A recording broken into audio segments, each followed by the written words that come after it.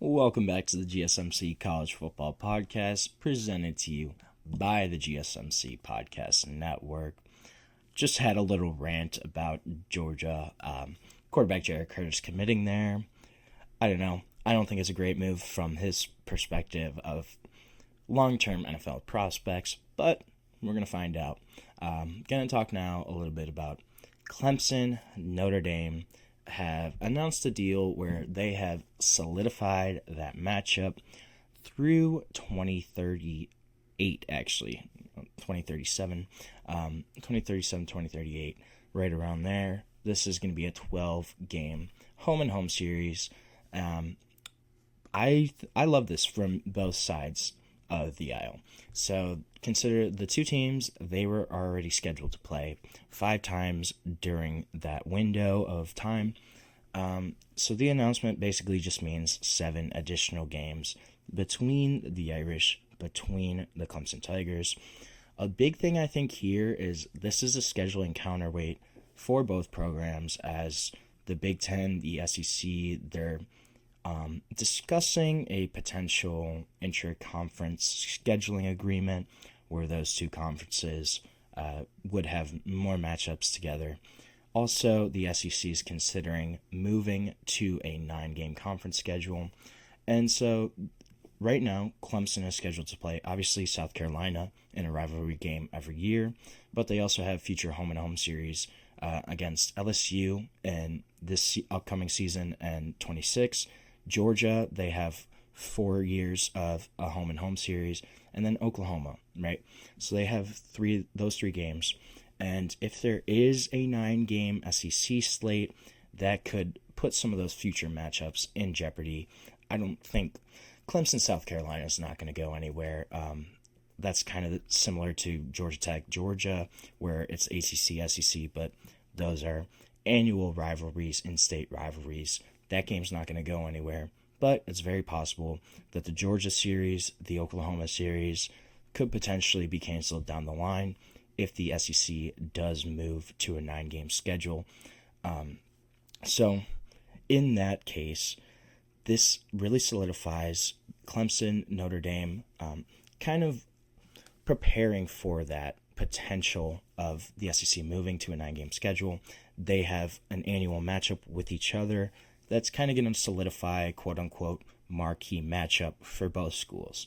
And so even if Clemson's home-and-home series, they all kind of stay on the board, this is just another matchup that it's a counterweight. It helps balance out that impending SEC Big Ten agreement if there is kind of one happening. And also just the potential changes, it would mean there's more marquee matchups. And SEC or ACC is also looking at kind of changing the scheduling right now. So Notre Dame's agreement with the ACC, they have to play 5 games against ACC opponents.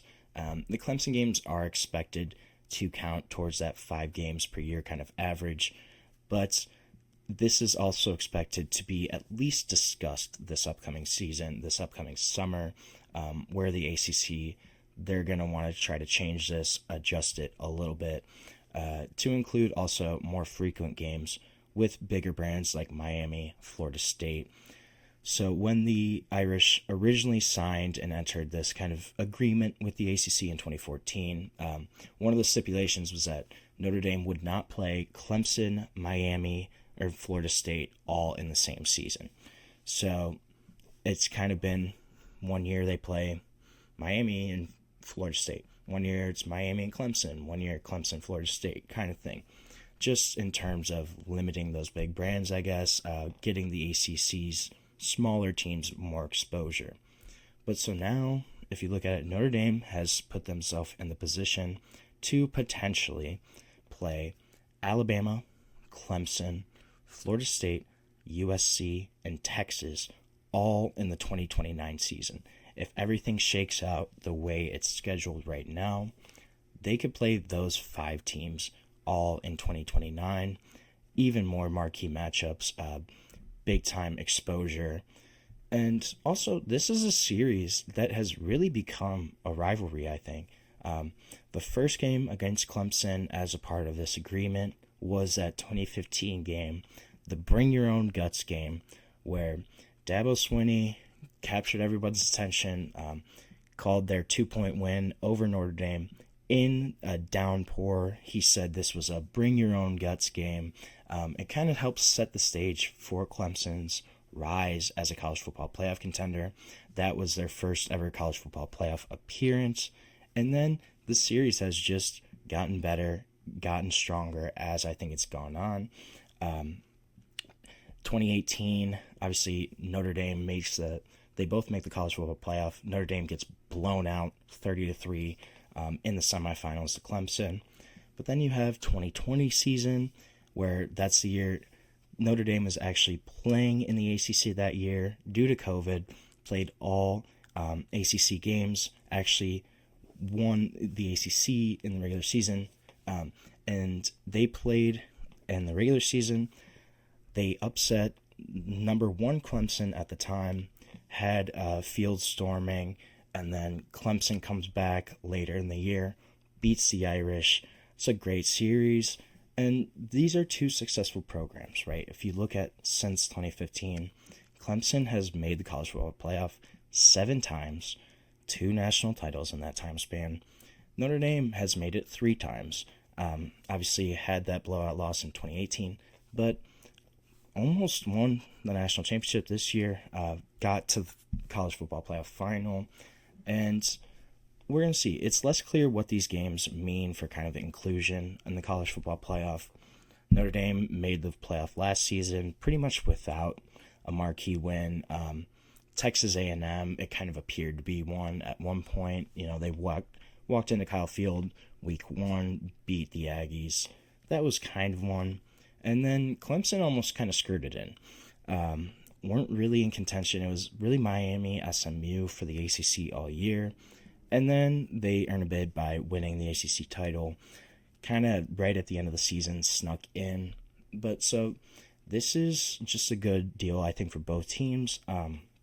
The other thing here that's really interesting is because of the ACC's new agreement of revenue sharing coming out of the settlements with Clemson and with Florida State, this is going to pay teams that have better TV ratings more money. They're going to get more distribution of the revenue that their media contracts earn. And so for Clemson, right, you have a yearly matchup against Notre Dame. That's obviously going to drive TV ratings. That's a big-time matchup, especially when you look at the other ACC teams. They're going to want to play Notre Dame now because of that, because of the fact that if they have higher TV ratings, they're going to get a larger share of their revenue. Everyone's going to want to play Notre Dame. So for Clemson, this is a major advantage to have Notre Dame locked up every season for the next 12 years, essentially. And also for Notre Dame, this ensures that they have a marquee matchup on their schedule each year, is if they try to maintain their status as an independent, which I think that is what they're going to do.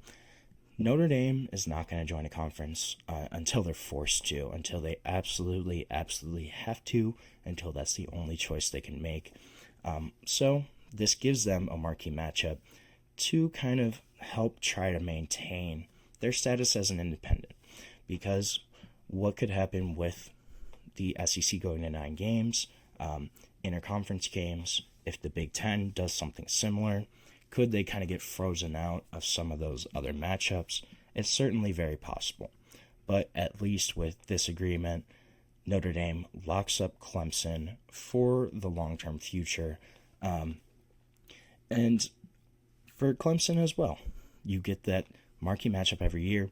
TV ratings-wise, this is a game that's going to draw a lot of eyeballs, so it's going to help you in terms of revenue distribution, and it kind of gives them a leg up on the rest of the ACC at this point. Like I said, this is going to be a big-time topic for ACC leaders throughout the summer, throughout probably the next couple of years, of how they're going to deal with Notre Dame, what's going to be the TV deal, who actually gets to play Notre Dame. Because currently, in the ACC, Notre Dame only plays Stanford annually besides this Clemson deal. but Stanford has been a long-term rivalry for the Irish. Other ACC schools are going to be jumping at the chance to play them. Florida State Athletic Director Michael Alford, he's already said that he would have no problem playing Notre Dame more than the 5 times that they already have scheduled through 2037. And then Miami Athletic Director Dan Radakovich, he kind of said the same thing. He said brands need to play brands. He mentioned Catholics versus Convicts in '88. So those big programs, they're already trying to jockey and put themselves in position for the chance to play Notre Dame. We're going to see kind of how it all shakes out. I wonder what the ACC is actually going to do in terms of how they determine who gets to play the Irish, especially because of the new TV ratings distribution system. These smaller ACC programs, you look at a team like Syracuse, they're going to be chomping at the bit to try to play Notre Dame because that's a game that's going to draw a lot of viewers and bring them in more revenue. So that's going to be a big part of this, a big component of what's all going to happen is how the ACC will kind of determine who gets to play the Irish, but at least for both of these programs, this is a really strong deal and helps solidify this new rivalry, I think, as one that could potentially really grow into something in both the short and the long-term future. So we're going to take another short break on the show. When we come back, going to talk a little Big 12 and their coaches. I'm going to start ranking Big 12 coaches. We're going to start from the bottom, go about 16 to 10 today, and this will be a multi-day segment, but going to start that today, get into that a little bit, and we'll be back on the GSMC College